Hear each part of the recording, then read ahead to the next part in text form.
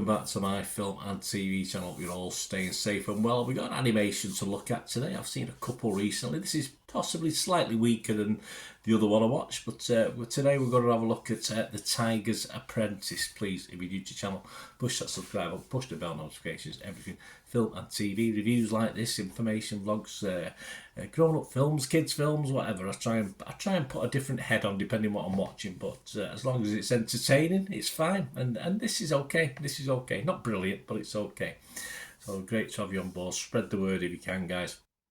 Leave us your comments on this film or anything to do with film and TV, and I will respond or give you a thumbs up, and you can give me a little thumbs up for this as well. That'd be much appreciated. And of course, any interest in football, of course, on the channel I do have a lot of Manchester City vlogs, which is my football team. So if you or anyone you know is interested, give them a kick in my direction. I'll be very grateful. Yes, The Tiger's Apprentice, an animated fantasy film based on the 2003 novel of the same name by Lawrence Yep. So novel's 20 years old. Will that play on it? Not particularly. We got the voices of Henry Golding, Brandon Sue Hu, that's a great name, Lucy Liu, of course, Sandra Oh, and Michelle Yeoh. So a good cast for this one. Cartoon Network originally wanted to produce a live-action CG hybrid television film of this novel in the late 2000s. Yeah, probably could have worked, but it would have been difficult, but it never came to fruition. Paramount later acquired the rights for an animated film in March 2019.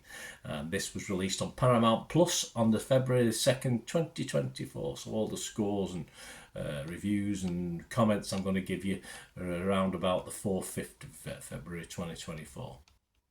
So if you're watching it a bit later, it might be changed by now. What's it about? Well, the film is simple enough. It centres on Tom Lee, a Chinese-American adolescent tasked with protecting a phoenix egg from evil. Yes, he has certain powers he is not aware of, but then all of a sudden they come to the fore. And of course, the evil baddies know where he is then once he uses his powers, so it all starts getting into a bit of an adventure. Rotten Tomatoes, though, not overly impressed. Only 53% of the 25 critics when I'm doing this are positive. Average rating of just 5.6 out of 10, so a little bit below that 6 out of 10. And if you look at the ratings, it's virtually split down the middle on Rotten Tomatoes. You've got 13 fresh and 12 rotten. Metacritic, the other site we look at, very similar, yeah, based on just 8 critics also, it's not a vast amount. 55 out of 100 this scores, and it's ranged anywhere between 40 out of 100 and 70 out of 100. But the audience, yeah, Rotten Tomatoes audience quite liked it, 4.3 out of 5. They were okay with it, but Internet Movie Database, again, similar to the critics, 291 scores and reviews as I recorded this, and it's just getting just below that 6 out of 10 again. It's getting a 5.6 out of 10. So that brings us on to my little thoughts. Of course, not a big budget, go to the cinema film, this one. It's more, you'd perhaps in the old days when I was younger, you'd watch on a Saturday morning or something like that. It does have enough in it to enjoy for a family watch at home. Some okay, if not outstanding characters, like a group of goodies, and a half decent baddie. I quite like the baddie in this. She was good. I like the baddie. Good shape change, so you never knew who she was or where she was. But yeah, it's always good to have a half decent baddie to sort of boo and dislike.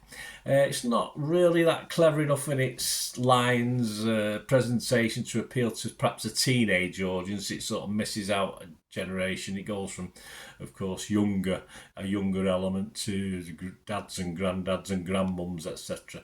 But I think we can sit along happily with a younger audience. It's not the sort of thing that I found overly entertaining as an adult. There wasn't enough sort of throwaway funny lines that would go over the kids' heads and hit our heads, if you like. But it's just basic stuff. I'd happily watch it with a younger child who could probably enjoy it, because it's old style as well. It's old style animation, isn't this new style animation? It's old style cartoon animation, and it's ideally it doesn't outstay its welcome either, with a run of time of just around 73 minutes. So that's great for me. I don't want these animations to be overly long. It does lack a little bit of originality, and it is by the numbers, but it's okay. It's an okay watch, nothing wrong with it. And I'm going to give a very similar score to what everyone else is coming up with. I would be mixed if it was Metacritic. I'd have to give it a fresh on Rotten Tomatoes. I couldn't be rotten on it because there's enough in it. It's not long enough to be, not too long to be rotten. It's just a nice watchable length of time. So don't get too boring, don't get too exciting. It's just in between. So I'm going to give it an in betweeny score. I'm going to score this a 5.5 out of 10, which is okay. It's fine, as I say. But you are probably struggling with a child. He's probably struggling past 10, 11, anything like that, and obviously but younger ones will be have a look, might stroll away if you watch it on telly at home, do something else, come back and watch it. But it's one of those sort of films. It isn't going to have them on the edge of the seat, or the adults and grandmas and grandpas on the edge of the seat, but it's okay. 5.5 out of 10. Let me know what you think, guys. We're great to hear from you. Till we meet again. Well, that's one thing, don't I? Please stay safe, everyone. Bye for now.